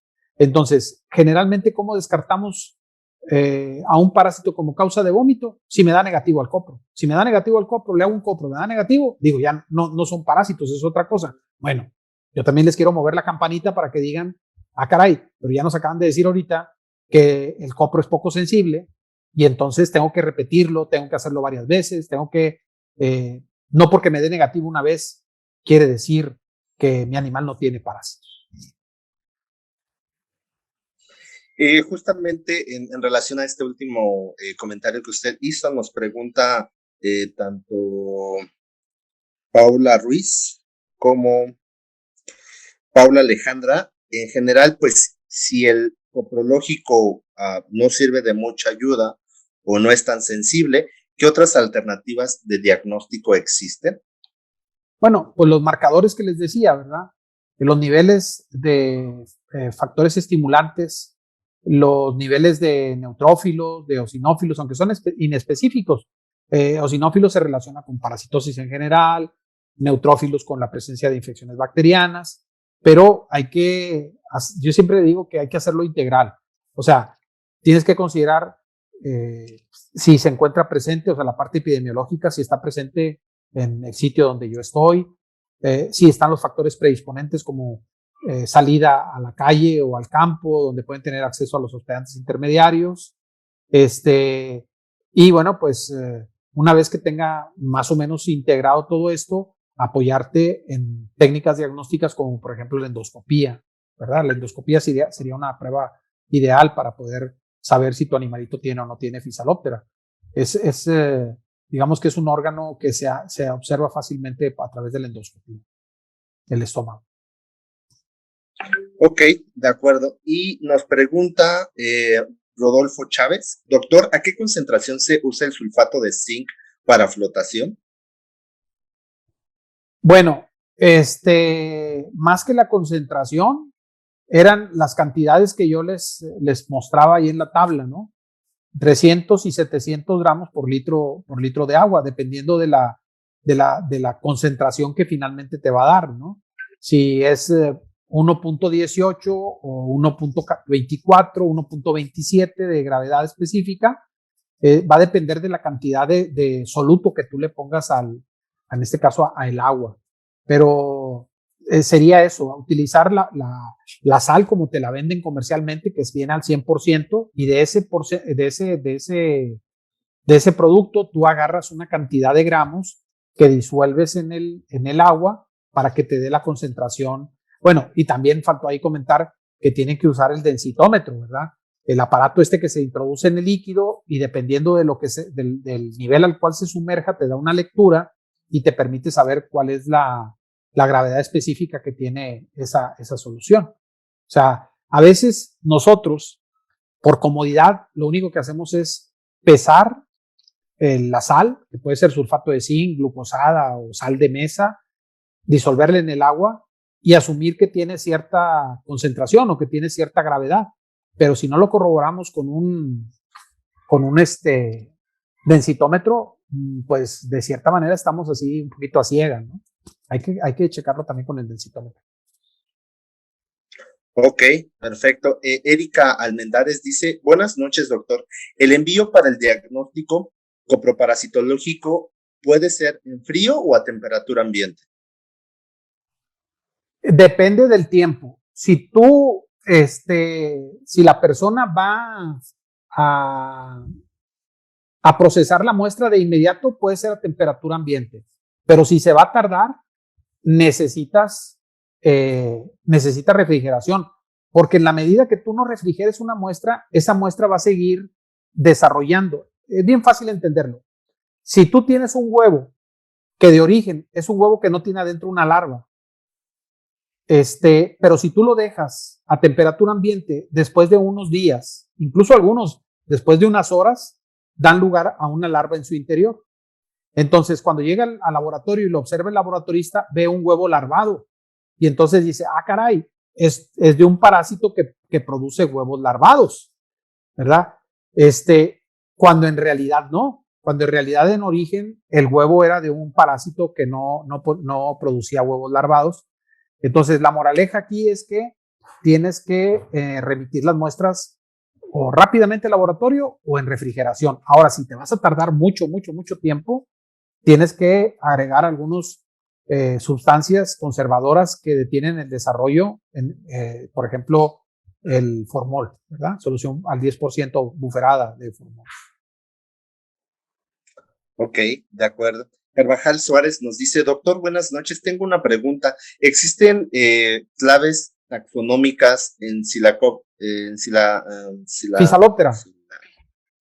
Exacto, gracias. En Physaloptera. Para saber su diferencia de género y especie y cómo diferenciar entre hembra y macho. Saludos desde Chiapas, excelente plática. Sí, por ejemplo, me la pone muy fácil con Physaloptera preputialis, porque Physaloptera, el macho no tiene el anillo cementante oscuro y la hembra sí. La hembra tiene un anillo, haz de cuenta que trae como un anillo, una estructura ahí a la altura de la vulva y ya sabes que es una hembra. Y el caso del macho presenta unas estructuras que utilizan los machos para la cópula que se llaman espículas. Entonces sí que hay, sí hay claves taxonómicas y si hay forma de diferenciarlos. Juan Pablo Martínez dice, es común encontrar síndrome de Howe en gatos infectados con Physaloptera.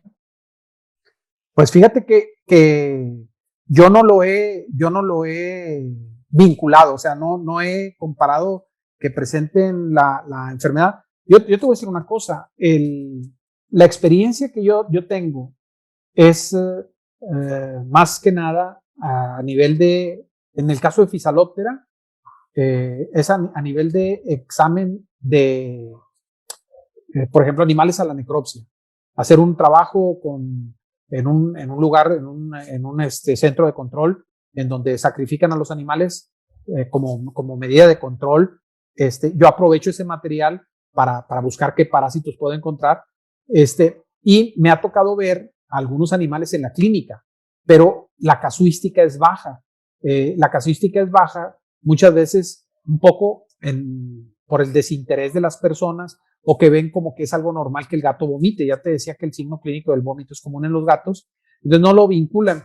Y por otro lado, muchas veces a Physaloptera le achacan poca patogenia. Entonces, puede cursar la parasitosis, ver las personas que pues relativamente está normal y pues no te das cuenta que lo tiene.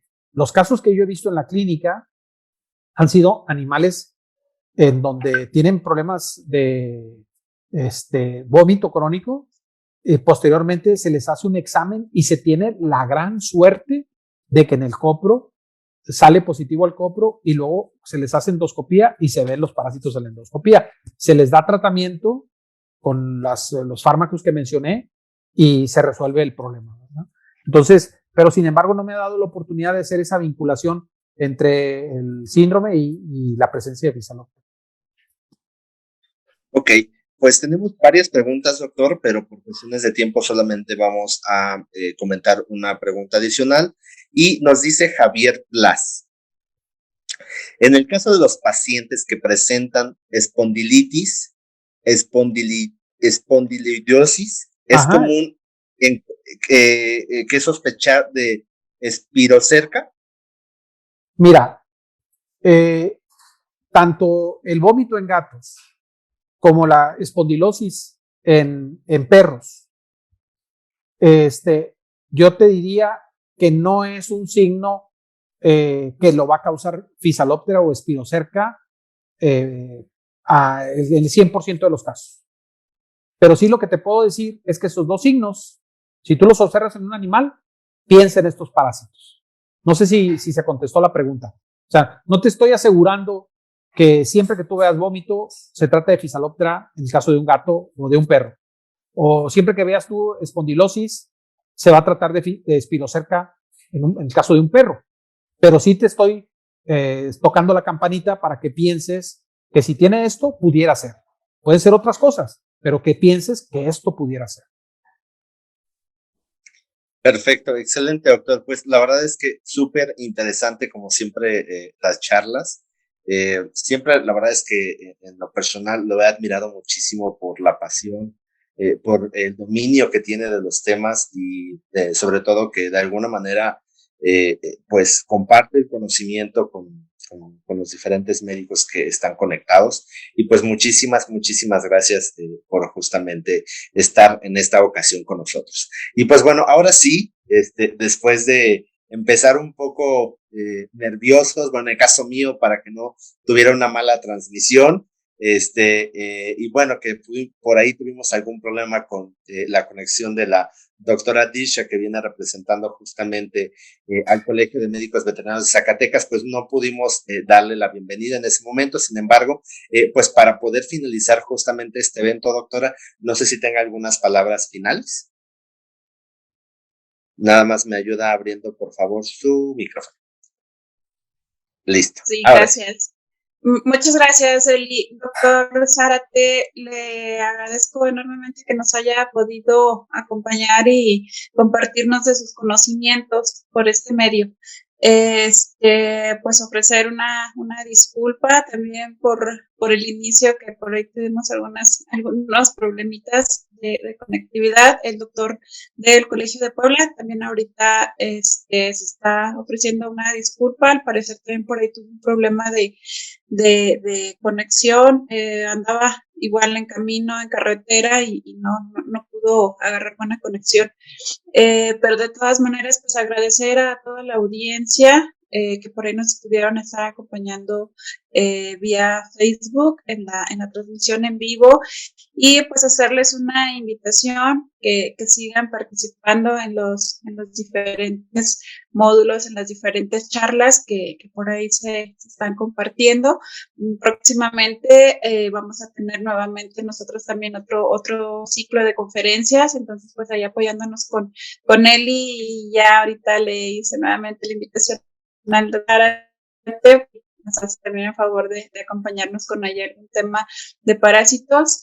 Entonces, pues bueno, más que nada, muchas gracias a todos por los que nos aguantaron tan tarde y pues seguimos aquí a sus órdenes. Los invito a colegiarse a nuestro colegio estatal en Zacatecas. Quedamos a sus órdenes. Perfecto, excelente, doctora. Muy bien, pues la verdad es que sí, para mí fue una sorpresa y pues ya estaremos platicando para ver justamente cómo vamos a cerrar este nuevo ciclo de conferencias y pues poder continuar con esta labor tan interesante que por ahí he visto diferentes comentarios de que les gusta mucho. Naya Luz por ahí nos comentó, Marco Antonio Ortiz, Livier González, Juan Pablo Martínez, Gabriel Edgardo, Elizabeth Pasantes, Javier Reina, Rocío Ortega, entre algunos más que justamente pues nos están comentando que pues están muy interesados en poder continuar con este tipo de charlas. Así es que, pues bueno, vamos por buen camino y como siempre, pues es un placer poder trabajar nosotros como industria farmacéutica con el gremio veterinario porque de alguna u otra manera hacemos mucha más fuerza en conjunto y pues bueno, para poder finalizar también, no sé si tenga algunas palabras, doctor Zárate, que aún así, pues por ahí tenemos todavía una charla pendiente que ya está lista, justamente está para el mes de septiembre, así es que si no sabían, pues pueden entrar a la página para poderse registrar desde ahorita y pues no sé si tenga las palabras finales para poder cerrar el evento el día de hoy, doctor Zárate. Sí, pues muy rápido, Elías. Primero que nada, pues agradecerte, como siempre, las atenciones a la doctora Alicia también. Gracias por la invitación y felicitarte finalmente por, la verdad que siempre vas como punta de lanza, ¿no? Siempre innovando y con esto que modificaciones o adecuaciones que se le hicieron a la página, la verdad que está fabuloso. Te felicito y bueno, felicito al Laboratorio Quirón. Gracias. Buenas noches a todos. Perfecto, Gracias, muchísimas gracias, doctor. La verdad es que esto se hace con muchísimo gusto para cada uno de los médicos. Me encanta cuando tengo oportunidad de poder estar en sus clínicas, poder escucharlos y sobre todo saber cómo podemos estarlos ayudando a poder enaltecer y poder dejar en alto justamente la profesión de médico veterinario que hoy no tiene la mejor posición en México, pero yo estoy muy seguro de que si seguimos trabajando en conjunto, tanto de nuestro lado, la industria farmacéutica, como con el gremio veterinario en conjunto, las diferentes colegios y asociaciones, muy seguramente lo vamos a lograr, empujado mucho de la corriente que justamente el doctor Zárate fue la persona que a mí me lo compartió, me lo enseñó, el tema de una salud, el cual yo estoy completamente convencido y que pues bueno, de alguna manera tenemos que estar trabajando con ahínco a esa parte. Y pues bueno, antes de poderme despedir, tengo dos anuncios, uno que iba a dar al inicio, pero con los nervios, honestamente se me olvidó, y luego mi recordatorio que lo tengo en casa, que es mi Alexa, pues obviamente estaba en carro y no me recordó nada, pero ahorita lo hizo y justamente quiero felicitar porque el pasado domingo fue el Día del Médico Veterinario en Guatemala, así es que un fuerte abrazo a todos los médicos de Guatemala que estuvieron festejando por ahí el día domingo, entonces pues un abrazo y muchas felicidades a todos los colegas allá en Guatemala.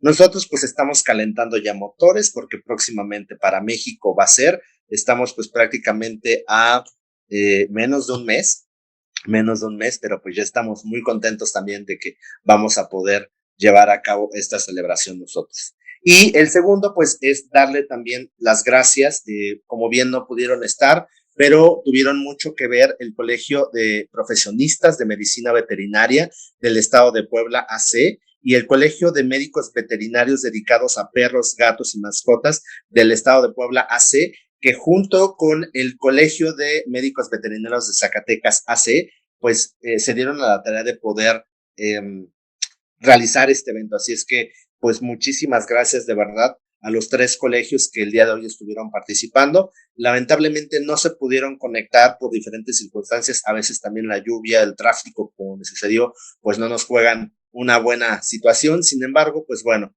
afortunadamente se pudieron llevar a cabo las cosas y pues nada, muchísimas gracias y como siempre ya saben, yo finalizo pidiéndoles que siempre por favor se sigan cuidando, estamos en nuestra tercera ola. Bueno, creo que de alguna manera sí bajó el tema, pero pues siempre sabíamos que esto de alguna manera iba a suceder. Así es que pues yo los invito a que nos sigamos cuidando, tengamos los protocolos necesarios en las clínicas para que pues ustedes de alguna manera no se estén contagiando, porque en general los necesitamos como sociedad, los necesitamos a ustedes, forman un eslabón importante y por supuesto, indudablemente, pues sus familias. Siempre hay alguien que nos espera en casa, siempre la esposa, los hijos, la mamá, los hermanos, nuestra mascotita, siempre hay alguien que nos está esperando. Entonces, pues por favor, síganse cuidando mucho. Muchísimas gracias como siempre por su preferencia y pues nos estamos viendo dentro de 8 días. Vamos a tener también por ahí un tema muy interesante, así es que los estamos invitando para que nos sigan en nuestras redes sociales y se enteren pues prácticamente de todo. Con esto pues yo me despido, les deseo que pasen una excelente noche. Nos estamos viendo, cuídense mucho.